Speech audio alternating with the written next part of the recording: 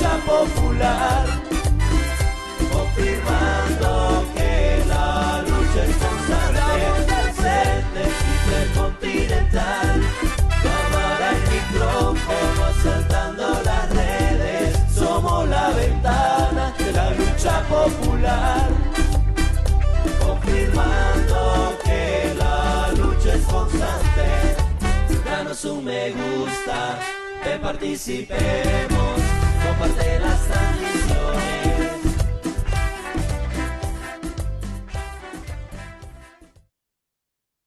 Buenos días, buenas tardes y muy buenas noches.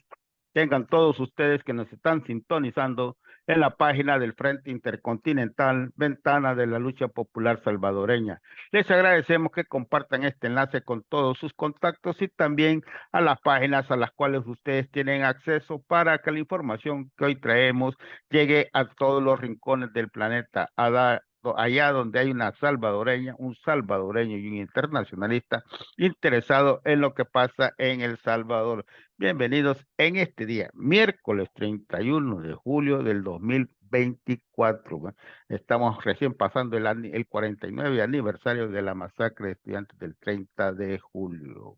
Aquí también me acompaña por parte del Frente Intercontinental el compañero Marvin. Un saludo, Marvin.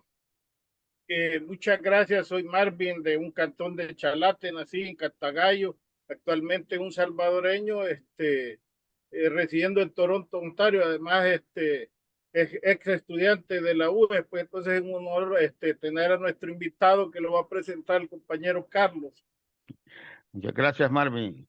Bueno, así como el invitado que tenemos ahora es el profesor Rafael Paz Narváez, ya que nosotros estamos, digamos, con el tema del aniversario de la masacre de estudiantes y profesores del 30 de julio de 1975 y también con la actualidad de la universidad, razón por la cual hemos invitado al profesor Rafael Paz Narváez. Buenas tardes, buenos días, buenas noches, Rafael. Un saludo para los oyentes acá. Muy buenas tardes a todas las personas que habitualmente escuchan y miran este programa de análisis de la realidad salvadoreña, agradeciendo mucho la invitación y dándole un saludo a todas las personas que están pendientes de este programa y de las situaciones en El Salvador. Muchas gracias, profesor, por ese espacio que nos brinda a nosotros, que para nosotros es importante traer acá a gente que conoce de la situación del país para que nuestra gente se informe y que tenga puntos de criterio, ¿no?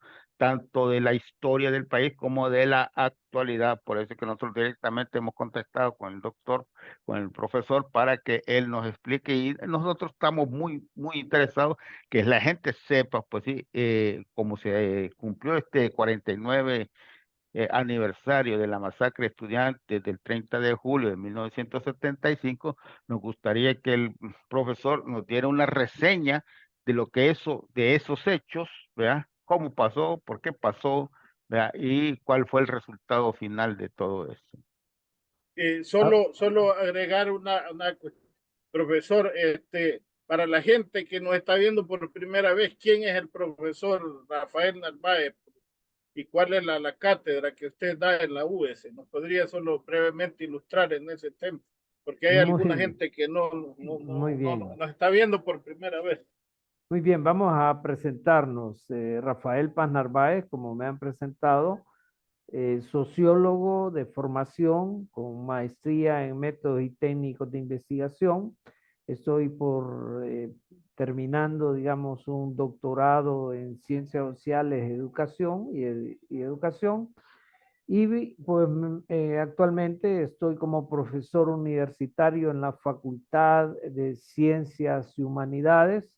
Soy persona que conforma también parte de la red de interfacultades para la investigación social, una red de personas investigadoras que realizan trabajo desde todas las sedes de la Universidad de El Salvador, desde San Miguel, San Vicente, San Salvador y Santana, y también miembro del movimiento universitario Pensamiento Crítico, que conforma parte del bloque de resistencia y rebeldía popular.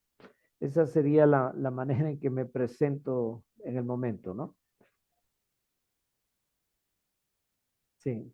Me parece que Muchas gracias, tenían profe. interés, sí, me parece que tenían interés en saber un poco del este 30 de julio. ¿Qué significa el 30 de julio en la Universidad de El Salvador?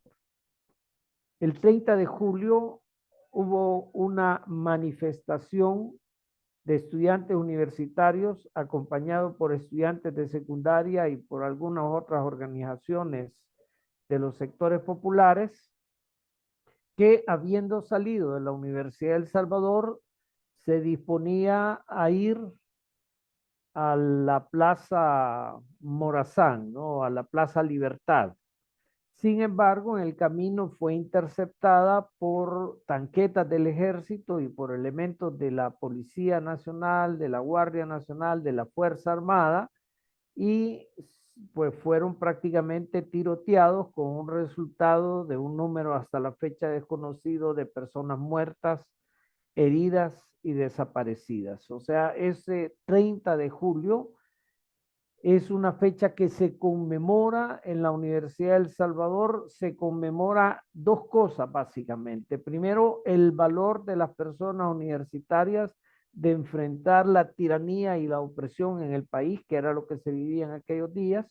Y por la otra, también se conmemora que los sectores universitarios, tanto docentes como estudiantes, son sectores que acompañan, que conforman parte de las organizaciones populares salvadoreñas que demandan mejores condiciones de vida para las clases trabajadoras y mejores ambientes de convivencia política, ambos aspectos. Entonces, esas dos cosas son las que conmemoramos el 30 de julio. Ahora, el 30 de julio creo que hay que explicarlo más allá de una masacre, ¿no? Hay que mencionar que la Universidad de El Salvador formaba un elemento crucial en los años 70. Hay que mencionar que nuestro país, cuando se conforma como nación, como Estado nacional, es un país fundamentalmente agroexportador. Inicialmente, el principal producto de exportación es el añil. Por supuesto, la población tiene que vivir de algo. Entonces, teníamos una economía dividida en dos sectores principales, que era la agroexportación, de la cual se enriquecían los terratenientes y los grandes exportadores, comerciantes exportadores e importadores, y el sector de subsistencia, que era el que se encargaba de producir el maíz, producir el frijol, producir la panela, producir las carnes, los quesos, etcétera, de los cuales la población vivía, las verduras, etcétera. Entonces teníamos dos sectores en la economía. Más adelante, cuando fracasa, por supuesto, el añil, es sustituido por el algodón, perdón, por el café, y eso significa el despojo de tierras para ampliar este nuevo cultivo. Y el país es un país agroexportador complementado con una agricultura de subsistencia básicamente hasta 1950. En 1950 comienza una traslación de los ejes de acumulación capitalista del campo a la ciudad. Por eso es que la Universidad de El Salvador vive en 1960, 1970 una ampliación de la matrícula, porque empieza a invertirse cada vez más en la economía urbana, empieza a invertirse cada vez más en industrialización, empieza a invertirse cada vez más en industrialización, y ello necesitaba una mayor cantidad de profesionales de la economía, del derecho, de la medicina, de la agronomía. O sea, la Universidad de El Salvador se diversifica en sus carreras de una parte, y por otra parte la Universidad de El Salvador abre las puertas a las capas medias y abre las puertas a los sectores populares para que los sectores populares puedan inscribirse, sacar una carrera y estar en condiciones de aportar a las nuevas tendencias de la economía del país. Ahora, hay que mencionar que esta transición de una economía agraria a una economía urbana, industrial, de comercio y de servicios, no se hace sin trauma. Es una transición que políticamente hace que más gente se empodere, más gente quiere participar en la vida política, más gente está interesada en conformar partidos políticos que quieren llegar al gobierno mediante elecciones. Hay mucho fraude electoral. En 1970 hay un fraude electoral. En 1977 hay otro fraude electoral masivo. Y en ese sentido, la Universidad de El Salvador forma parte de todo este ambiente políticamente tenso y políticamente polarizado. Entonces, tenemos por una parte un gobierno que está, digamos, realizando las reformas de manera muy restringida. Es un gobierno además represivo contra otras opciones políticas. Aun cuando otras opciones políticas ganan las elecciones, se comete fraude, y eso hace que muchas personas de la Universidad de El Salvador, docentes, estudiantes que están, por supuesto, tomando opciones diferentes a los partidos de los militares, a los partidos de los grandes terratenientes, participen junto con las organizaciones populares en todo aquel proceso de cambio y transformación política que se exigía para el país. Entonces, eso es lo que hace que en aquellos años el gobierno realizara masacres contra la población, contra los campesinos, en Tres Calles, en Chinamequita, en otros lugares. O sea, las masacres no eran exclusivamente contra estudiantes universitarios, eran masacres contra los distintos sectores de la población que propugnaban reformas políticas y reformas económicas. Y una manera de contener esas reformas políticas y reformas económicas era mediante la represión violenta de las manifestaciones populares. En eso a la Universidad de El Salvador le tocó, digamos, vivir sus propias medidas de represión. En 1975 en Santana se iba a realizar la Universidad de El Salvador, sede Santana, se iba a realizar un desfile bufo, el cual fue reprimido, y en solidaridad y repudio contra esta represión iba a salir la comunidad universitaria de la sede central en manifestación. Entonces, esto fue lo que motivó al régimen militar de aquella época a reprimir al sector estudiantil. Entonces, el 30 de julio se conmemora desde la Universidad de El Salvador dos cosas. Primero, el valor que han tenido miembros de la comunidad universitaria de enfrentar la opresión política, y por otra parte se conmemora también que la comunidad universitaria participa junto con otros sectores del pueblo salvadoreño en la lucha por una reforma para mejores convivencias políticas y transformaciones para mejores condiciones de vida de los sectores populares y también de las capas medias.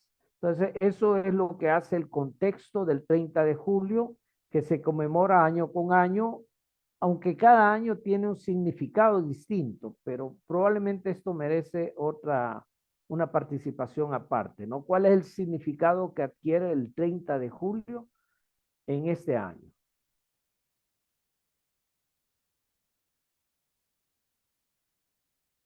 Estaba, Correcto. ahí está. Adelante, Carlitos. Claro que sí. No, que como también a uno le viene la memoria de todos esos hechos, ¿no? De todo lo que ahí pasó, ¿verdad? Pero yo quería que también nos dijera, después de esa masacre, ¿verdad? ¿Cuál fue la reacción, digamos, del estudiantado universitario?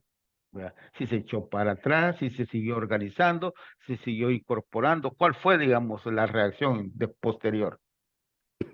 Bueno, paradójicamente, la masacre en 1975, creo que la década de los años 70 es una década clave en el país. En 1970, algunas personas con mucha experiencia en la lucha popular, en el movimiento social, inclusive en la lucha política, llegan al conocimiento, ¿verdad? Advierten que realmente no se puede esperar un cambio de gobierno mediante los procesos electorales. Algo que ya era claro en los años 60, pero que en los años 70 se confirmó. Hubo un fraude electoral en 1972, más adelante en 1979 hay otro fraude electoral, pero eso es algo que ya se anticipaba por las características del régimen militar pseudodemocrático.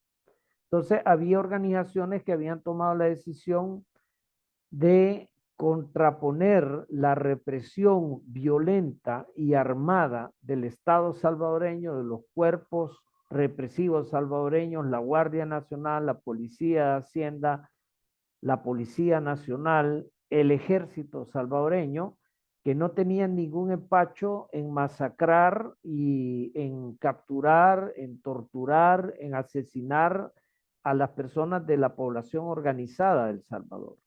Entonces, la población organizada tomó la decisión de una defensa estratégica y de organizarse para enfrentar esa represión política armada de parte del gobierno.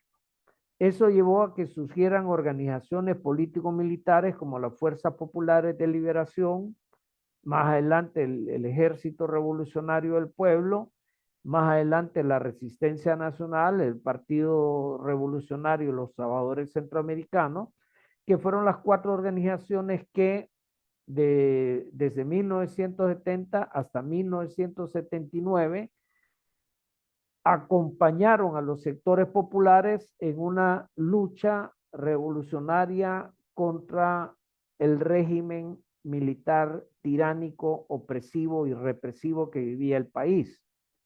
Entonces, la masacre contra los estudiantes universitarios en 1975 se hace en este contexto histórico, un contexto histórico de ascenso de las luchas populares en El Salvador. Por lo tanto, las personas ya estaban claras que mediante procesos políticos electorales difícilmente se iba a lograr desplazar al régimen militar tiránico y que era necesario movilizarse, movilizar autodefensas y movilizar inclusive acciones de carácter ofensivo para derrotar al régimen. 1979 fue la fecha en la cual, mediante un golpe de Estado dado por sectores de la fuerza, un sector de la Fuerza Armada, le llamaban la Juventud Militar, junto con sectores de los partidos electorales y otros sectores, se da un golpe de Estado que pone fin a las tiranías o dictaduras militares que desde 1931 hasta 1979 mantuvieron el gobierno del país. Entonces ahí se forma una junta cívico-militar que empieza a organizar elecciones en las cuales existe mayor probabilidad de que otras fuerzas que no fueran los partidos que controlaban los militares participaran del gobierno. Y se da todo el proceso de una parte de guerra revolucionaria y de otra parte de diálogo y negociación, que culmina en los acuerdos de paz de 1992. 1992 abre otro espacio para la Universidad de El Salvador y para todo el pueblo en general. Entonces, lo que quiero decir, al final, para responder la pregunta, los estudiantes que fueron masacrados, las organizaciones estudiantiles que fueron masacrados, no fueron intimidadas, ni fueron aniquiladas, ni fueron atemorizadas por esa masacre. Lejos de eso, nuevas organizaciones estudiantiles surgieron en repudio a esa masacre. La Fuerza Universitaria Revolucionaria 30 de julio, por ejemplo, surgen en 1975-76 precisamente como universitarios que se organizan para confrontar al régimen militar opresivo y tiránico y derrotarlo. Entonces estaba en ascenso la lucha popular en el caso de El Salvador, y una masacre de ese carácter no la contuvo, no la pudo contener. Lejos de eso, el proceso de fortalecimiento de la organización popular siguió avanzando. Tengo entendido también que en ese proceso de fortalecimiento surgió el Bloque Popular Revolucionario, precisamente posterior a esta masacre, donde se unificaron digamos, la UR-19, los universitarios, se unificaron los campesinos de UTC, UPT, y se unificaron también por parte de la coordinadora sindical revolucionaria José Guillermo Rivas y muchas otras y antes 21 de junio también para conformar lo que fue el Bloque Popular Revolucionario. Entonces hubo unificación también de muchas organizaciones populares para impulsar lo que usted dice, ¿no? El fortalecimiento del movimiento popular, ¿no? Entonces, como usted dice, lejos de amedrentarse, la lucha continuó y se acrecentó, ¿verdad? Donde nosotros también ahí tuvimos esa parte, esa participación. ¿Ya? Exactamente, el surgimiento del bloque popular revolucionario que conjugó los esfuerzos de la Federación Cristiana de Campesinos Salvadoreños, la Unión de Trabajadores del Campo, el Comité Coordinador de Sindicatos José Guillermo Rivas, la Unión de Pobladores de Tugurios, el Movimiento de la Cultura Popular, otras organizaciones universitarias, estudiantiles, el MERS de secundaria, UR19 de la UEF, FUR30 de la UCA, una cantidad de organizaciones que confluyeron, se agruparon, coordinaron sus esfuerzos para confrontar al régimen militar tiránico de aquella época y finalmente lo derrotaron, ¿no? Ciertamente después de 1979 vino una guerra sucia que duró alrededor de 3, 4 años y que terminó con la vida de 60,000 personas salvadoreñas como guerra sucia que era, asesinatos de los escuadrones de la muerte, etcétera. Sin embargo, el pueblo salvadoreño es prácticamente el único pueblo en América Latina que, a un costo muy grande, pero que derrotó la guerra sucia. Por supuesto, el bloque popular revolucionario no sobrevivió a esa guerra sucia, ¿verdad? No obstante, muchas personas que estaban organizadas en el bloque popular revolucionario llegaron a conformar otras expresiones organizativas, tanto adentro del país como afuera del país. Afuera del país se fortaleció la lucha revolucionaria político-militar, se, se conformaron los frentes de guerra en una actitud meramente defensiva y precisamente eso fue lo que permitió derrotar la guerra sucia, porque la guerra sucia en América del Sur fue una modalidad de guerra muy efectiva contra la lucha de los pueblos argentinos, la lucha de los pueblos de Uruguay y la lucha de los pueblos de Chile. Digamos que la guerra sucia logró contener por años a esos pueblos. Acá en Centroamérica y especialmente en El Salvador, la guerra sucia no logró contener el proceso de lucha popular.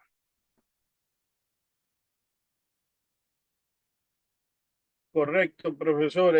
Y eso, las organizaciones estudiantiles con sus diferencias, pues, ¿verdad? De forma, pero de fondo, era un bloque bastante sólido. Yo recuerdo, llegué en los 80, pues habían de diferentes tendencias, pero en realidad habían temas que nos unían, pues, ¿verdad? Sin vivimos algunos el cierre, hubo un cierre, un pequeño cierre de un exilio, digamos, 88, si no me equivoco, ¿verdad? Pero se solventó, ¿verdad? Viene los presupuestos, pues, ¿verdad? De la UE, hay que decirlo, nunca han sido suficientes, pues sean, pero sin saltarnos mucho, pues en el contexto histórico, viene candidato y un día llega a la UE y promete, hace una serie de promesas. ¿Cómo está, digamos, siempre siguiendo en el contexto histórico, cómo ve usted la situación de la UE y de las organizaciones que están en este momento luchando por mantener la autonomía, por un presupuesto justo.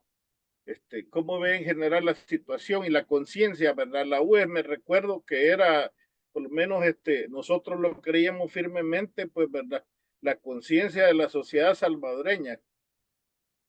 Sí, muy bien. Es una pregunta muy interesante y realmente muy valiosa para conversar respecto a lo, lo original que existe en este momento histórico y las diferencias respecto al movimiento popular de los años 70-80.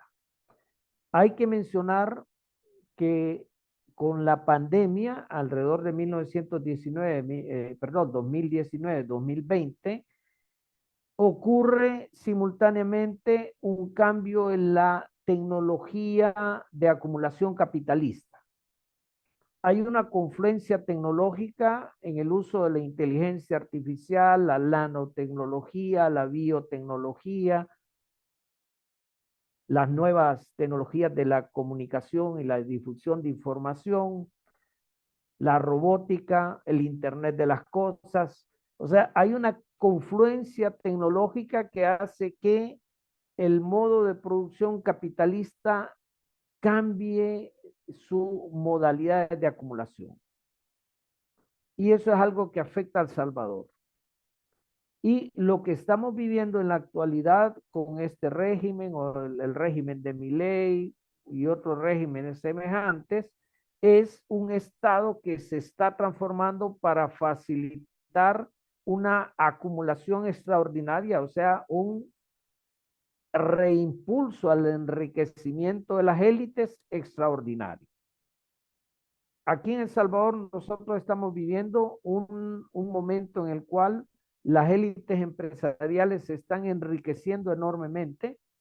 Hay un sector de capas medias o de empresarios relativamente pequeños que no pertenecían al bloque empresarial hegemónico, el clan Bukele que le llaman, ¿verdad? Y los sirvientes políticos que ellos tienen, que están tomando el Estado para enriquecerse enormemente.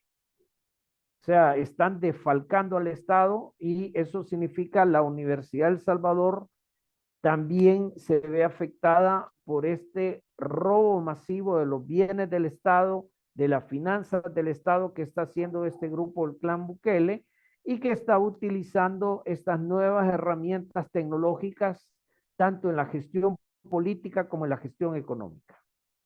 Entonces, el hecho de intervenir la Universidad de El Salvador, porque es una intervención de nuevo tipo, la intervención que está realizando el gobierno actual del presidente Bukele, del clan Bukele, es una intervención tan nociva y dañina como las intervenciones que hicieron los gobiernos militares en los años 72, en los años 80.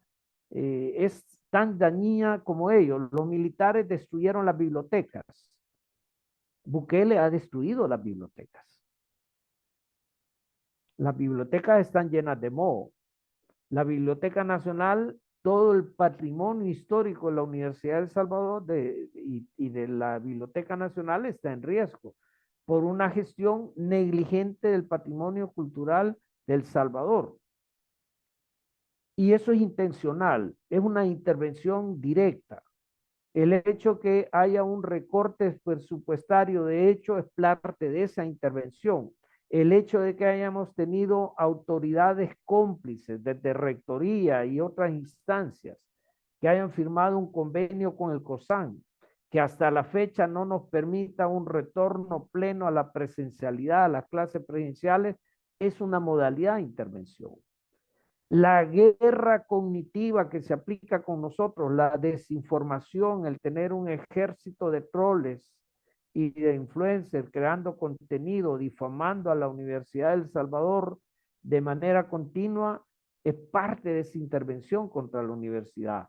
El hecho de que esta nueva asamblea, ¿no? Esta asamblea que ha surgido de un fraude electoral, tenemos un presidente inconstitucional, un presidente de facto, que se atreven a decir que van a aprobar una ley de educación superior que prácticamente anula la existencia de la Universidad de El Salvador, que de momento se ha frenado, pero que han tenido toda la intención de aprobarla. Entonces, cuando empezamos a ver el conjunto de acciones que el gobierno de El Salvador en los últimos 4 años ha hecho contra la Universidad de El Salvador, podemos hablar de una de las más graves intervenciones de los gobiernos de El Salvador contra la universidad.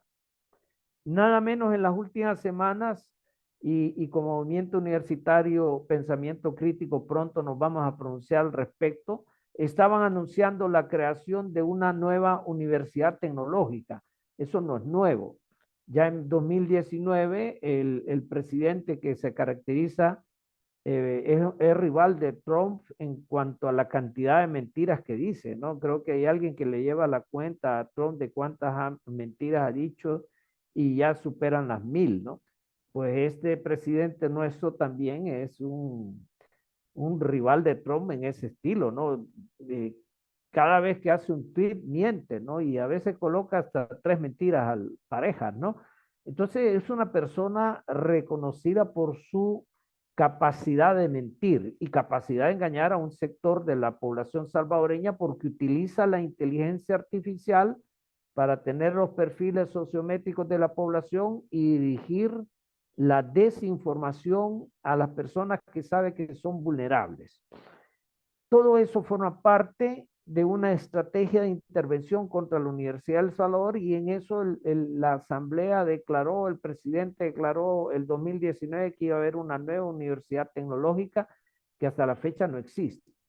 Ahora la Asamblea dice que va a haber una nueva universidad tecnológica y no tienen capacidad de hacerla, ¿no? Sin embargo, ya vemos como un empresario del bloque hegemónico, porque la oligarquía salvadoreña, que es de origen terrateniente, a estas alturas ha evolucionado a un bloque empresarial hegemónico. Y este empresario Criete, sabemos que es de las personas de este bloque empresarial hegemónico, le sale a salvar el día al presidente y a sus mentiras, a la asamblea y a sus mentiras, diciendo que van a tener una universidad, que van a hacer alianza con algunas universidades de Estados Unidos, o sea, le viene a salvar el día.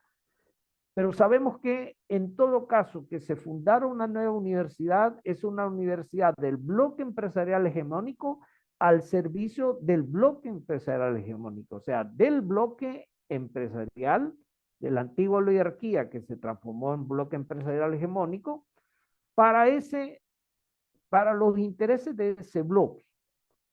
Entonces, eso es parte del proceso de intervención contra la Universidad de El Salvador. El empresario Criete es consciente de que ellos van a formar ingenieros que les sean obedientes a ellos. Lo que está ocurriendo en el centro de San Salvador y en La Tiendona, por ejemplo, es parte de un proyecto de redefinir El Salvador, sacar a los pobres. O sea, Bukele tiene un proyecto de combatir la pobreza aniquilando a los pobres. Hay una cantidad, más de 10,000 vendedores ambulantes que han sido desplazados del centro de San Salvador, que era su única oportunidad de vida. Esa gente no se sabe de qué está sobreviviendo. Obviamente hay una caída de sus condiciones de vida. Son perseguidos, se mira, la población repudia cuando llega el CAN y decomisa carritos de paleta, gente que anda vendiendo mango, gente que anda vendiendo llaveros. Todo eso la población constantemente está tomando videos, subiéndolo a las redes y todo eso tiene un repudio. Pero es que además tiene un convenio con la Unión Europea, con empresas de la Unión Europea de más de 9,000 millones de dólares que quieren desalojar a la población de La Tiendona, quieren desalojar a la población de la Comunidad Iberia y quieren tomar los terrenos de Fenadesal para construir ahí edificaciones de lujo. Entonces, en todo esto, quienes pierden son los pobres, las capas medias, y quienes ganan son el bloque empresarial hegemónico. Por eso es que el gobierno de Bukele interviene en la Universidad de El Salvador.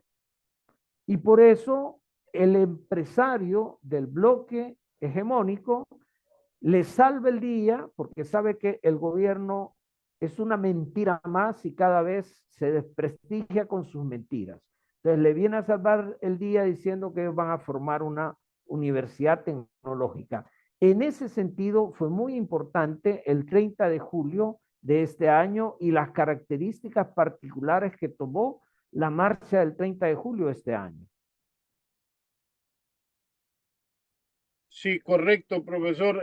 Bueno, en eso, hacia eso íbamos con Carlos a preguntar cómo estuvo esta marcha. Pues, verdad, hemos visto imágenes, pero desde su óptica, usted como participante de esa marcha, ¿y cuáles fueron los principales reclamos? Porque a mí, pues, como ex estudiante de la UES, me preocupa, digamos que he visto, no sé si el actual rector, pero el anterior, como quien dice casi que ver, oír y callar, o sea, no le estaban dando el presupuesto. Entiendo que hay una deuda atrasada del gobierno, algunos hablan hasta de 60 millones o un poquito más, y no veo a las autoridades, por lo menos al anterior rector, con la agresividad que se veía a los rectores en el pasado, pues pidiendo, exigiendo que se cumpliera el presupuesto, ¿verdad? Y si es posible un refuerzo más. Y hay organizaciones estudiantiles que aplaudieron al presidente legítimo ahora, pero en aquel momento que se iba a hacer alzar su primera candidatura y les ofreció, pues, verdad, 4 sedes universitarias, sobrepasar el porcentaje del presupuesto y no se los cumplió, pero parece que siguen defendiendo y yo no los veo. He visto algunas imágenes de algunos muchachos que defienden al régimen, no los veo, pues los veo gente del pueblo como su servidor, no los veo que sean acaudalados, pues, verdad, de familias pudientes que no necesitan de la U. Entonces, ¿qué pasa con esas organizaciones que todavía defienden al régimen dentro de la UES y algunos profesores, pues, o autoridades? Correcto. Hay que mencionar que esto es parte del nuevo esquema de intervención contra la UES. Este 30 de julio hubo una sola marcha. Al final terminó habiendo una sola marcha del 30 de julio. Alrededor de 1000 personas. Alrededor de 1000 personas, poco más, poco menos. Normalmente hay una organización que se llama FUR, que mediante procesos de fraude electoral interno ha excluido a las demás organizaciones estudiantiles del acceso a los organismos de gestión universitaria. El FUR y las organizaciones que se han vuelto cómplices del FUR, como la Brea en San Vicente y otras organizaciones en Santana, probablemente en San Miguel, no estoy tan seguro de San Miguel, no tengo tanto, pero tengo la impresión de que por ahí va, y en otras facultades. El FUR ha corrompido a otras organizaciones estudiantiles y tiene una red de corrupción al interior de la UES. Hay profesores que han sido grabados, porque hay estudiantes que por un asunto académico graban la clase. Cuando un profesor empezó a negociar que eligieran a candidatos del FUR, candidatos de los aliados del FUR, a cambio de calificación. Eso fue grabado y fue denunciado apropiadamente a los organismos universitarios. Sin embargo, los organismos universitarios que son controlados por esta fuerza disiparon eso. No permitieron que el proceso siguiera. Actualmente este profesor ocupa una jefatura en una facultad, en premio a su corrupción. Hay una estudiante que llegó a protestar cuando se estaban eligiendo a esos representantes elegidos mediante la compra-venta de votos. Hay una estudiante universitaria que fue publicado en las redes, existe ese video en el cual dice: no queremos una universidad que nos enseñe a ser corruptos. Entonces, hay un sector de estudiantes, de docentes y de trabajadores en la Universidad de El Salvador que rechazan y repudian esas prácticas corruptas. Estos estudiantes que están organizados y los profesores que le acompañan, en algunos casos presentan como si fuesen herederos de la tradición revolucionaria, pero en la realidad tienen una alianza con el gobierno de Nuevas Ideas. Estas fuerzas jamás se han pronunciado en contra del estrangulamiento financiero del gobierno. Estas fuerzas jamás se han pronunciado en contra de la retención de los edificios por parte del Ministerio de Obras Públicas. Estas fuerzas jamás se han pronunciado en contra de la campaña de guerra sucia del gobierno. Estas fuerzas jamás se han pronunciado contra la ley que quiere aniquilar la ley, la nueva ley de educación superior que quiere aniquilar a la Universidad de El Salvador. Estas fuerzas son cómplices del gobierno de Nuevas Ideas.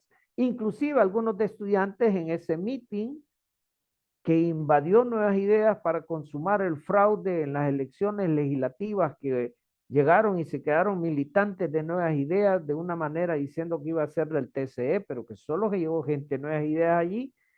Llegó uno del clan Bukele ahí a dirigir ese meeting. Ahí hubo estudiantes de esta fuerza que se tomaron fotos, selfies y las subieron como gente de Nuevas Ideas. O sea, es algo claro.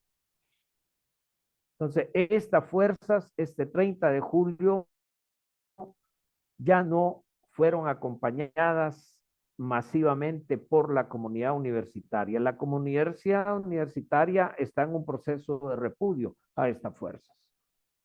Porque la comunidad universitaria, aun cuando muchas personas docentes y muchas personas estudiantes tienen temor a expresarse públicamente, porque en la actualidad hay al menos 4 estudiantes universitarios detenidos por el régimen de excepción. Luis Alberto Mengíbar es uno de ellos, alguien que está en proceso de graduación de la carrera de sociología y que fue injustamente capturado. El compañero Samuel García, estudiante de medicina, que también los familiares pertenecen al movimiento de víctimas del régimen, exigen la liberación de su hijo que ha sido injustamente capturado. El compañero Giovanni de sociología también ha sido injustamente capturado. Y hay otros estudiantes universitarios que han sido injustamente capturados por el régimen de excepción y que en los últimos tiempos estamos en un esfuerzo de hacer una base de datos y reclamar la libertad de estos compañeros detenidos. Y hay una compañera detenida también. Entonces, estas fuerzas corruptas aliadas del régimen le están haciendo un gran daño a la Universidad de El Salvador y la comunidad universitaria, en cuanto está reconociendo que son aliados del régimen, le está repudiando cada vez más. Nosotros esperamos que en las próximas elecciones universitarias internas, estas fuerzas sean acorraladas e impedidas de realizar los fraudes electorales que sistemáticamente han venido realizando. Entonces, tenemos que este 30 de julio salieron a marchar, porque son los que mayoritariamente, no todos, pero son los que mayoritariamente ocupan los cargos en el Consejo Superior Universitario, en la Asamblea General Universitaria, en las juntas directivas de varias facultades, tenían la obligación de marchar, pero ni siquiera llevaron consignas en contra del régimen, ni siquiera llevaron consignas consecuentes contra la intervención de la U. No exigen la libertad de los compañeros capturados. Al menos de mi parte nunca les he visto que se han pronunciado. Quizás algún estudiante de iniciativa propia les acompañó con esas demandas, ¿no? Ahora, no fue la única convocatoria que hubo al 30 de julio, la convocatoria de este sector corrupto. También la Fuerza Estudiantil Salvadoreña del Bloque de Resistencia y Rebeldía Popular convocó y fue acompañada por la Asociación de Estudiantes de Sociología, la Asociación de Estudiantes de Derecho, por muchos otros estudiantes, por docentes. Llegaron compañeros de Movir, compañeras de Povir, que tienen algunos estudiantes capturados. Llegaron también personas de sindicatos, llegaron otras personas que están organizadas en el bloque de resistencia y rebeldía popular y hay que decirlo, este año la convocatoria de FES tuvo mayor respuesta que el año pasado. En sí misma la marcha probablemente no ha sido de las marchas más numerosas del 30 de julio. Fue masiva, pero acorde a la actualidad en la cual mucha gente tiene miedo al régimen de excepción, no hubo una asistencia de las más masivas que han caracterizado el 30 de julio. Sin embargo, llegó las suficientes personas para que quede claro que la Universidad de El Salvador se está defendiendo y se va a defender contra el proceso de intervención que actualmente está en curso por parte del actual gobierno. Excelente exposición, ha quedado bastante claro y también sonado, digamos, esto de las diferencias en la actualidad en el país sobre las diferentes posturas que existen alrededor. Por ahí hay una preguntita, ¿no? Y yo también la ampliaría, pues, ¿qué posibilidades hay de que el gobierno entregue? ¿Hay alguna vez la universidad, pues, si hay algún mensaje, alguna nota por parte del gobierno o de las autoridades estatales o de la universidad sobre las posibilidades de la entrega o no hay ninguna seña de la entrega de la universidad? Efectivamente, poco antes del 30 de julio,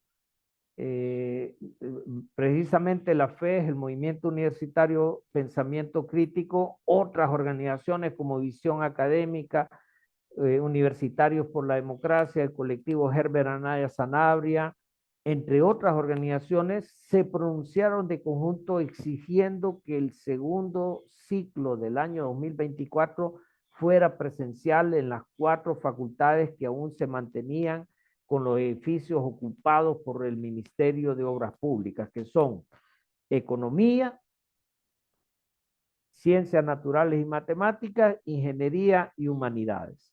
Se realizó una asamblea en la cual la señora vicerrectora, el señor rector asistieron y expusieron aquellos puntos en los cuales la ley de educación superior que propone nuevas ideas, esta bancada que ha quedado al descubierto recientemente lo corrupta que es, ¿verdad? Y además que es una bancada que ha sido elegida mediante un fraude, ¿no? Entonces, esta bancada pretende aprobar una ley de educación superior que invisibiliza a la Universidad de El Salvador, no le asigna presupuesto, etcétera, ¿no? Y recientemente están diciendo que van a formar una nueva universidad. Entonces, es algo completamente inmoral.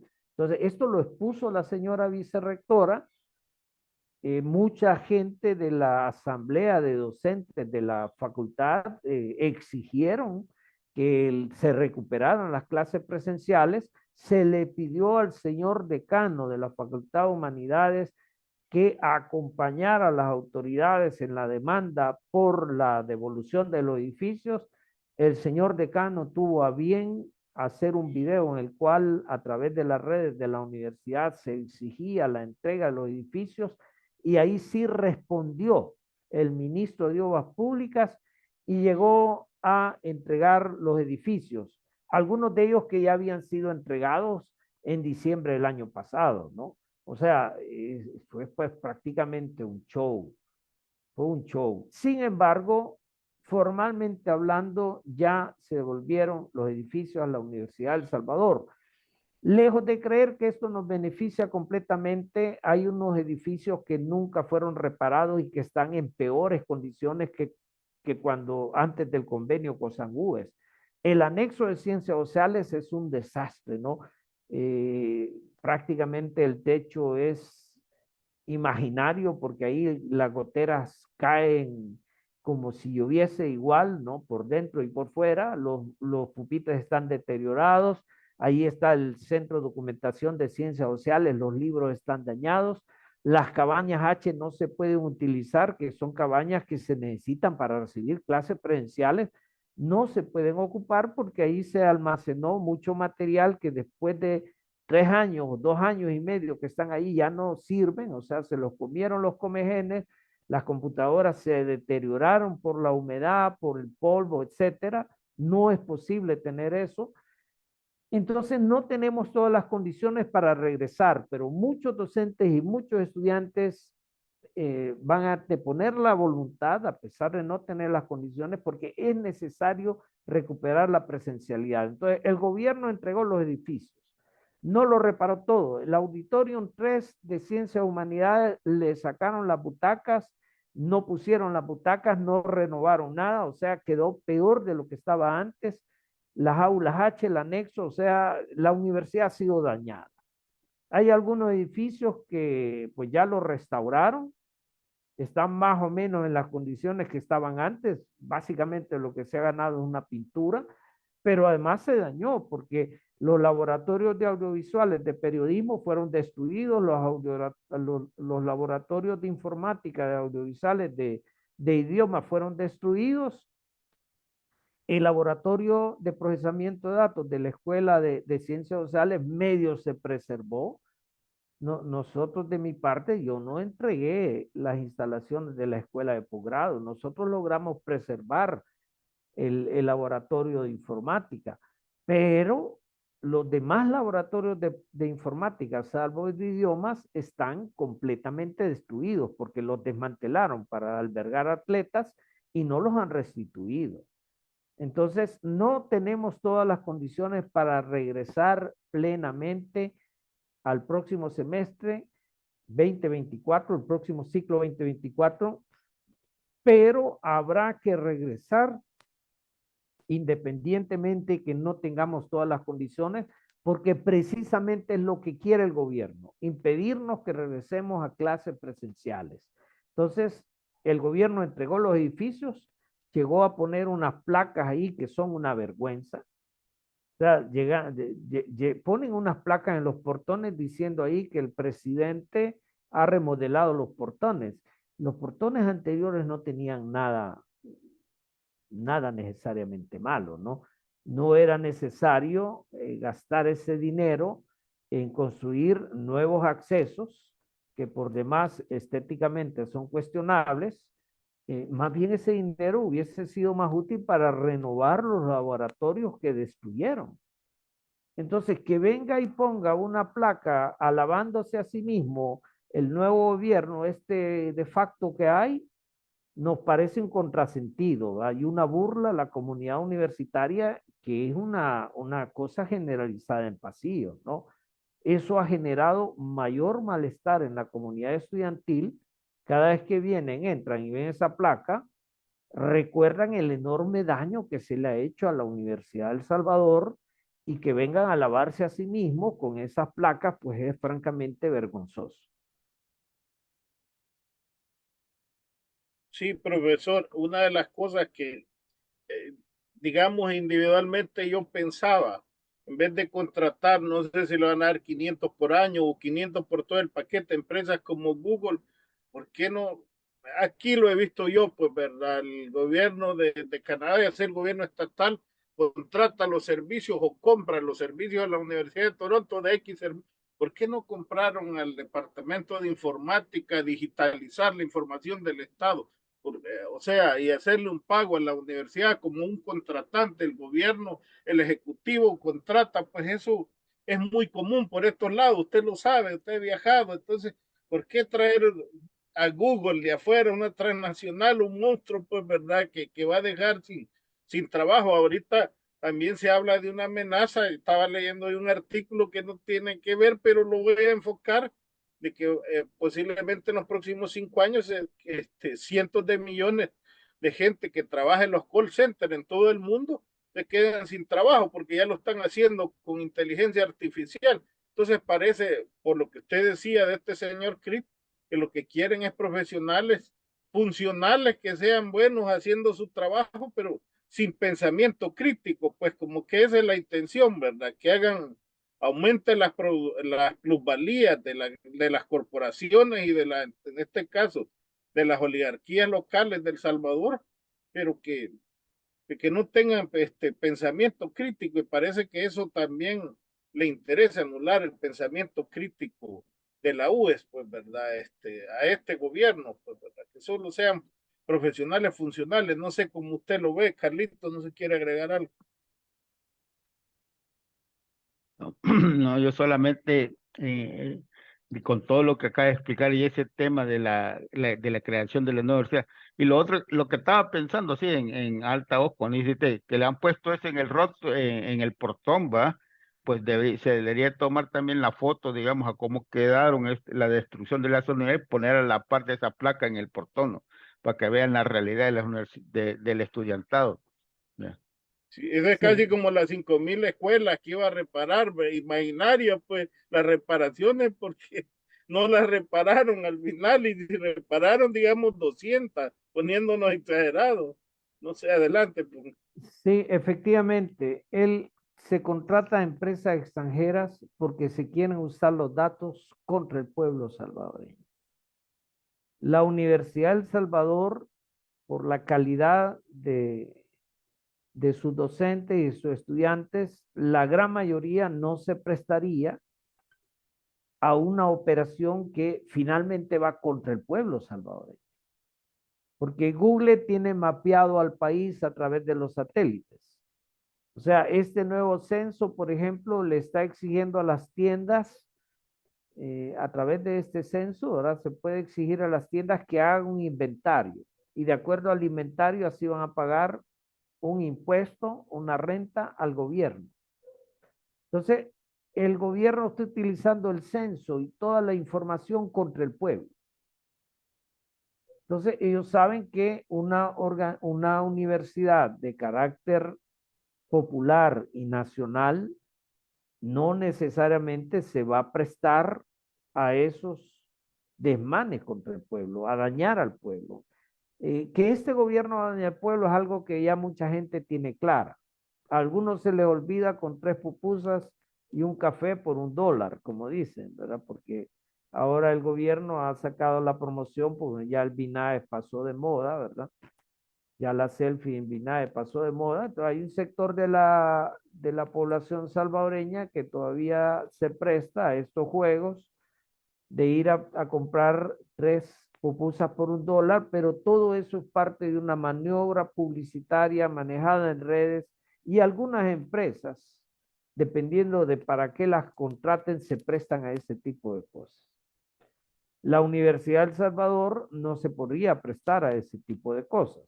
Podría ser que hay algunas personas en la universidad que están involucradas en la red de corrupción que quisieran prestarse a eso, pero la mayoría de profesores de la UES que tienen las capacidades para atender todo ese tipo de situaciones realmente no son personas que tengan una ética que van a proceder contra la misma nación salvadoreña y contra el mismo pueblo salvadoreño. Entonces, de ahí que ellos contraten empresas extranjeras, como por ejemplo la empresa para contar votos y para hacer toda esa operación de guerra psicológica, esta empresa venezolana que representada por este Lester Toledo, ¿no? Que por cierto está haciendo operaciones en Venezuela en este momento, ¿no? Este venezolano es alguien que él tiene claro, ¿verdad?, que está participando en una guerra contra el pueblo. Y él no tiene ningún problema porque tiene una actitud mercenaria. Él va a cobrar por hacer acciones que van a perjudicar al pueblo salvadoreño, porque alguna gente tenga algún tipo de credibilidad del proceso electoral salvadoreño que es completamente desacreditado, ¿no? Es un proceso en el cual se interrumpieron la transmisión de votos, se interrumpió el conteo de votos, se reorganiza en el Gimnasio Nacional, se violan todas las normas, la gente nuevas ideas llega, saca papeletas nuevas, recién impresas, o sea, ha sido algo escandaloso y verificado tanto por la misma población salvadoreña como por observadores internacionales.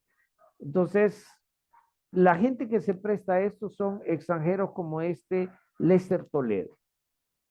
que tiene una empresa de seguimiento de las redes, de lo que la gente dice en redes mediante inteligencia artificial y difunden desinformación a través de bots, de troles, de influencers para engañar al pueblo. Pero cada vez es más difícil mantener al pueblo salvadoreño engañado. Cada vez más personas están dándose cuenta que este gobierno está en un proceso exacerbado de enriquecimiento del clan presidencial y simultáneamente de empobrecimiento de los sectores populares y de las capas medias en El Salvador.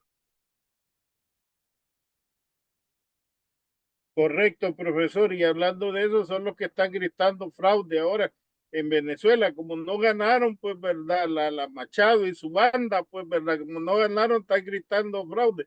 Pero me dio, y yo sé que no viene al tema, pero me causó el cinismo extremo la posición del presidente Boris de Chile, que está desde un país, de una monarquía absolutista del Golfo Pérsico, pues, ¿verdad? Desde Emiratos Árabes Unidos, hablando de que lo de Maduro era una dictadura, desde una monarquía absolutista del Golfo Pérsico, ¿verdad? No sabe uno si indignarse o reírse de con esta gente tan servil y tan mercenaria, pues, ¿verdad? Digo, eh, ¿qué pasa? Pues nosotros sé que el tema es la U, pero Sí, ¿por qué esta no, gente vende su alma al diablo? Pues pero es importante definir que para los partidos de derecha contemporáneos, cuando digo derecha me refiero a los partidos que están expresamente al servicio de las élites empresariales.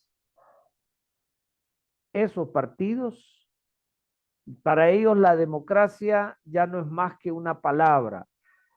La práctica de los partidos de derecha en América Latina y prácticamente en el mundo es simplemente tomar el gobierno. Todos los partidos de derecha tienen en común la consigna de que si no ganan ellos es fraude. Bolsonaro en Brasil, Trump en Estados Unidos. Las personas de derecha que pierden una elección ahora en Venezuela sistemáticamente han preparado antes, durante y después del proceso electoral toda una narrativa orientada a convencer a una cantidad de la población de que ellos iban a ganar, de que el proceso electoral no es confiable y después con este concierto internacional de observadores como de la OEA, que pues, es de lo más desacreditado que hay, ¿no?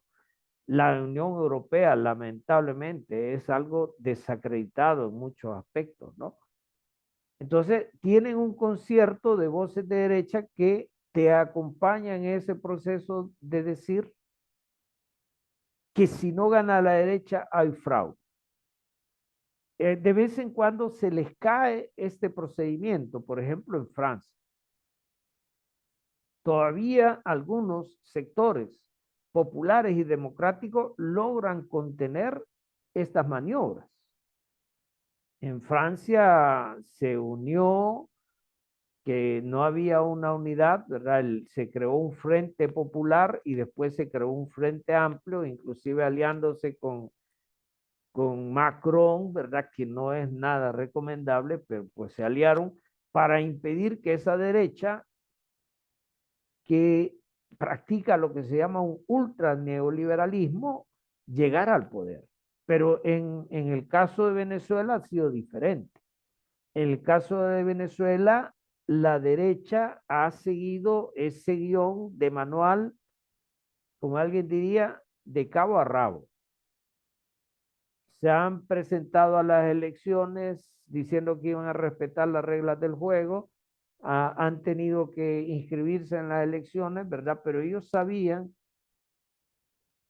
que tenían muy pocas oportunidades de ganar, pero sabían que el juego de ellos es, no importa que no ganemos, vamos a decir que fuera, ¿de qué es exactamente el mismo guión de Trump?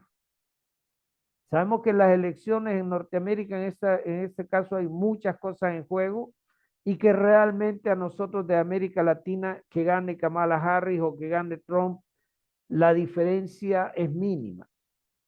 Ambos son partidos y representantes que oprimen a los países y a los pueblos de Centroamérica. Ambos tienen una postura antimigratoria con diferentes matices, pero son antimigrantes, ¿no? Ambos al final, digamos, no serían capaces de llegar a acuerdo para desmontar los ejes de la economía criminal que ellos han armado desde Colombia hacia Estados Unidos. Entonces, realmente no hay mucha diferencia entre que gane el Partido Demócrata, que gane el Partido Republicano. No hay muchas diferencias. Pero el Partido Republicano tiene una agenda semejante a la agenda que está siguiendo la derecha en Venezuela. Una agenda en la cual ganen o no ganen, ellos, si no ganan, va a decir que hubo fraude. Y van a movilizar a una cantidad de personas que les son adeptas en contra de el triunfo electoral, como ocurrió contra Lula en Brasil.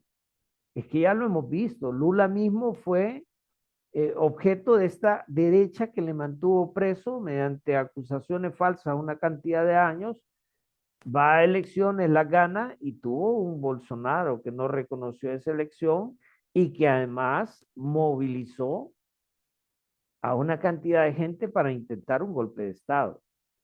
Entonces, esa agenda de la derecha es algo común a nivel internacional. Y es lamentable que personas como Boric, que algunas personas piensen que está a favor de los intereses populares, se pronuncie en contra. Pero es que yo creo que Boric ha demostrado con la manera en que trata al pueblo mapuche que es un político al servicio de los intereses de las grandes empresas y al servicio de la agenda de las transnacionales a nivel global. Correcto, más claro no canta un gallo, decimos nosotros, ¿no? Es que desde acá también nosotros compartimos esa visión, ¿no? En ese contexto. Yo, como el tiempito se nos esté yendo, pues, yo siempre me toca a mí, digamos, hacer las del malo, pues, ¿verdad? Pero yo quiero realmente felicitar a las FES también a través de acá, ¿no? Porque para haber hecho esa manifestación, recordar a los mártires del 30 de julio, como nosotros estuvimos ahí, yo participé en esa manifestación, que somos sobrevivientes, entonces para nosotros significa mucho también el que se conmemore, pues, y el que se recuerde, que la juventud se esté movilizando con respecto a eso. Pero bueno, antes de finalizar, me gustaría que tú dieras también un mensaje, digamos, el último mensaje a la gente que nos esté escuchando en estos momentos. Bien, en este momento creo que es importante mantener la presión contra el gobierno de facto que actualmente gobierna contra El Salvador, ¿no? Tiene una cantidad de proyectos profundamente lesivos contra el pueblo salvadoreño. Esta idea de desalojar la tiendona para establecer el proyecto, el Plan 500 que ellos llaman, ¿no? Que ellos quieren hacer edificios virtualmente de lujo en esa zona, ¿verdad? Desplazando a la gente de la comunidad iberia, desplazando a la gente de la tiendona.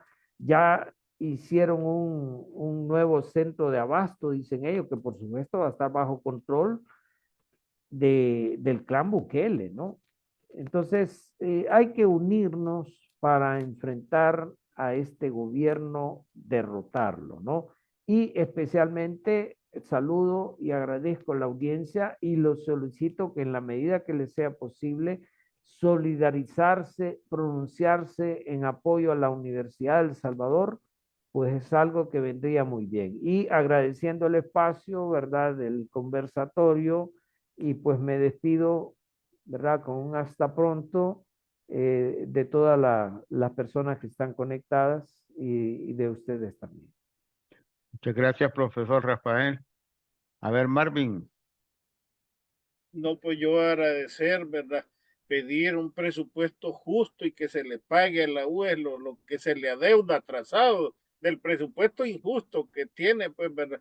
Libertad, por supuesto, para todos los estudiantes y todos los inocentes, pero digamos, como estamos enfocados en la UE, todos los estudiantes, especialmente nuestro compañero también de la Intercontinental, Luis Mengíbar, ¿verdad? Que en teoría tú ya si estuviera graduando hoy en julio, pues, ¿verdad? Y que está injustamente encarcelado, pues, y agradecerte y pedirte de favor, tal vez un día de esto nuevamente, podemos tenerlo, profesor, para analizar temas de nacionales y también de la geopolítica, pues ya que nos dejó picado ahí en lo de la geopolítica, que medio lo tocamos y es también importante para que nosotros entendamos que esto hay hilos, pues, ¿verdad? Hay tititereteros, ¿verdad? Que mueven los hilos de El Salvador y de Bukele, pues no es así nomás, pues, ¿verdad? Como algunos piensan, ¿verdad? Que Bukele es macho sin dueño, eso es absurdo, pues, ¿verdad? Ahí me quedo, muchas gracias. Bueno, muchas gracias. Bueno, gracias. Yo también agradecerles a todos los que nos han dado sus mensajes por ahí, nos han dado sus likes y han compartido. Pues sigan compartiendo este conversatorio que ha sido muy interesante. Creo que es muy enriquecedor. Esperemos que muchos más lo puedan ver, ¿no? Y estén pendientes de los programas que como Frente Intercontinental vamos a traer en el transcurso de la semana. Así que les sigo deseando que tengan un buen día, unas buenas tardes y unas buenas noches. Nos vamos a despedir con el tema del Frente Intercontinental. Somos el Frente Intercontinental, cámara y micrófono asaltando las redes. Somos la ventana de la lucha popular, confirmando que la lucha es constante. Frente Intercontinental, cámara y micrófono asaltando las redes. Somos la ventana de la lucha popular, confirmando que la lucha es constante. Danos un me gusta, que participemos.